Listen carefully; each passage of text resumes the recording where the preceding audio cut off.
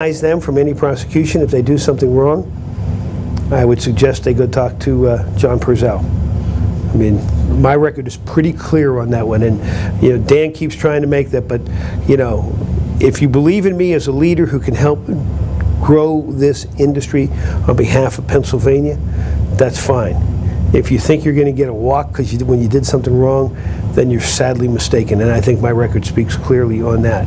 But then we should also take a look then, if that's Dan's thinking that a lot of money means that you're going to do the bidding of that industry, well then we ought to look at Dan and why he won't, why he's not for tort reform, because he's received close to $1 million from the trial lawyers across the state and in Philadelphia, or why PSEA is supporting him at such a high rate of income. If it's good for the goose, it's good for the gander. Let's start making comparisons of where everybody got money. One of the initiatives you talked about, if elected, is to create an energy executive. Could you define what that person's job would be? Does it involve a staff? It would be no new department, but a dedicated senior manager type person, and hopefully somebody from industry, not necessarily the energy industry, but somebody MBA minimum, that can help us start coordinating an energy plan for Pennsylvania. The federal government has been talking about an energy plan 40 years. It's the federal government. It takes them a long time to build a ship, or to come up with a new ship. I think we can come up with a balanced energy plan for Pennsylvania where we're talking about protecting the environment, at the same time developing the resources that we have with coal, which is a huge resource for Pennsylvania and the source of thousands and thousands and thousands of jobs, direct or indirect. The natural gas industry, our wind, our solar, our nuclear, and say, how do we develop energy that makes Pennsylvania energy independent and a net exporter of energy? Because I think we can be an exporter of energy. This natural gas is exportable. Our coal is exportable. We're sending a lot of our coal to China right now. That's one of our big markets. We need to be able to develop that as a market and be part of our energy plan to make sure that we are always energy independent. Some people would suggest that there's a corruption problem in Pennsylvania. Now you're getting into areas I may or may not be able to talk about. Is there a corruption problem? Well, there certainly are with some individuals. How's that? Well, let's talk a little bit about, we've had our issues here in Luzerne County. You've uncovered apparently some issues in Harrisburg. How would you address the culture, as governor, how do you plan to address the culture that has cultivated this kind of activity? Well, first off, we will introduce the reform plan. But I think the best way you address it is lead by example, number one. We will have a much more open government.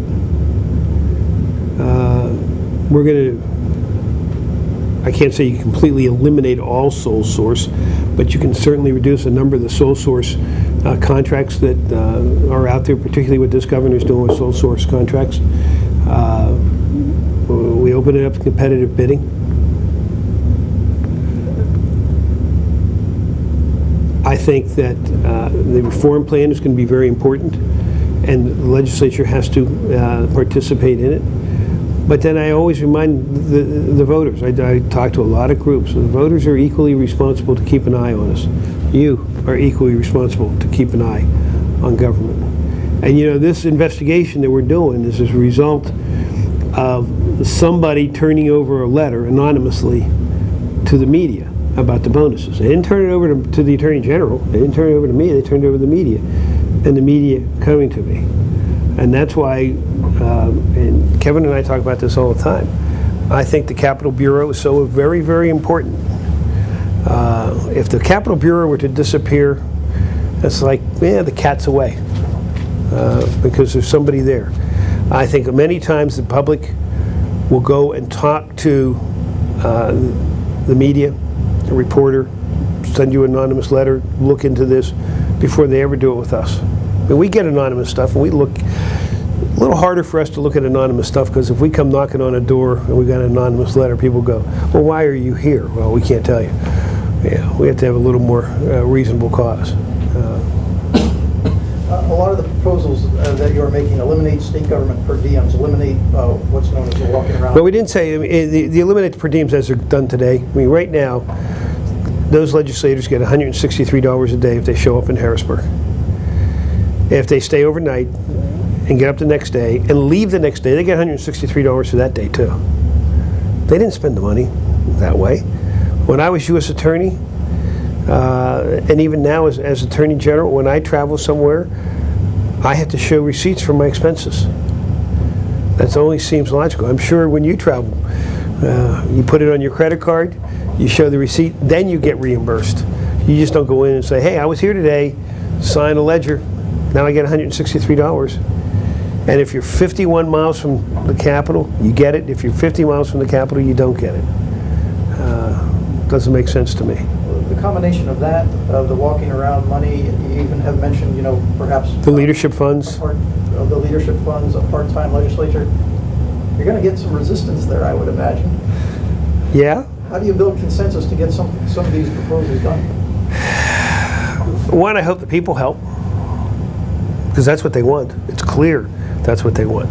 They have to let their voice be heard. You have to let their voice be heard, because this is clearly what they want. But two, I can work pretty well with people. I bring them in all the time. Will we bang heads? Absolutely. Reducing the per diems and reducing the WAMs, that's going to be part of the budget process.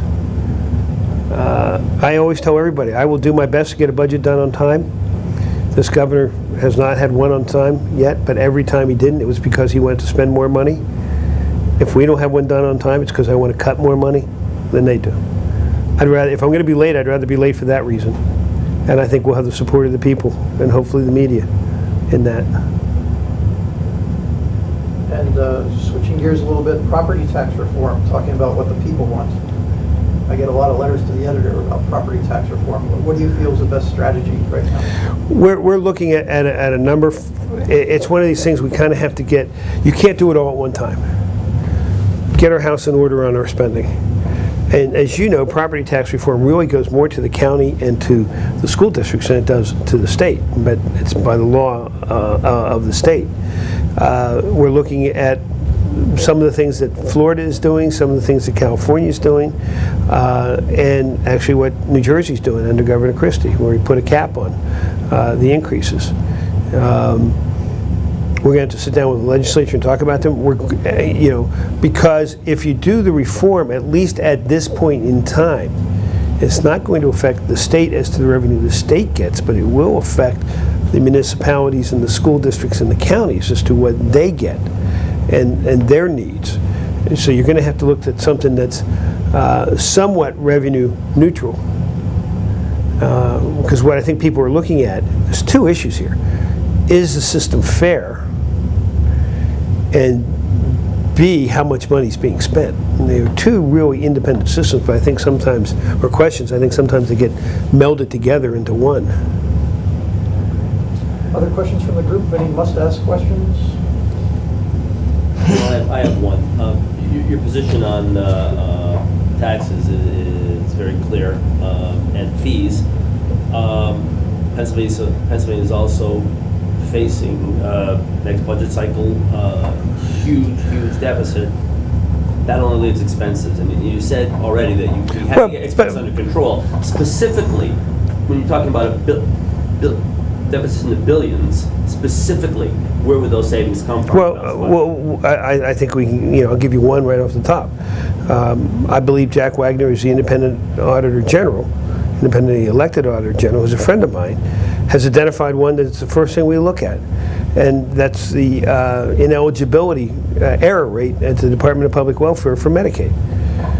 He indicated that the error rate there was 14%. That people were getting benefits that weren't entitled to the benefits. The Secretary of Welfare at the time, Estelle Richmond, said, oh no, it's only 4%, when I think she was before a hearing. And when pressed, she said, but that 4% equals $300 million. Well, I'm going to tend to believe that the independently elected Auditor General might have a better number than the Secretary whose watch this is under. And I'm very concerned about the spending at DPW. It has grown tremendously since Governor Ridge was secretary. Before the economic crisis, it was growing. Was it legitimate growth, or was it not dotting I's, crossing T's to make sure people were eligible? If you use Jack Wagner's numbers, it's clearly over $1 billion right there. There are many employees of state government who have come up to me. There was one yesterday said, I think I can save $10 million in the Department of Revenue with one change. Okay, I want to talk to you right after I get elected. We're going to reach out to the employees. I suspect in management here, an employee comes up and says, I have an idea to save money. You're going to go, okay, we'll do it, if they're right. The same thing has to be encouraged in state government, and we will do that. There's other areas of in Medicaid, and if I don't have my note in front of me, because I forget the term, it's a term of art. I just don't remember at the moment. That I think we look for the savings. We look for the savings in PennDOT. I'll give you a prime example in PennDOT. There's 11 districts, I think, in PennDOT. We use a fair amount of salt on the roads in the wintertime, especially up here. Each district negotiates a separate contract for the salt from a vendor, rather than the state of Pennsylvania as a whole. Now, the economies of scale on that make no sense to me at all. It would seem to me that the state of Pennsylvania could negotiate a lower contract than independent districts competing with each other. And I have no idea why they do that. I've been told anecdotally that, oh, we can negotiate independently better. Come on. Okay?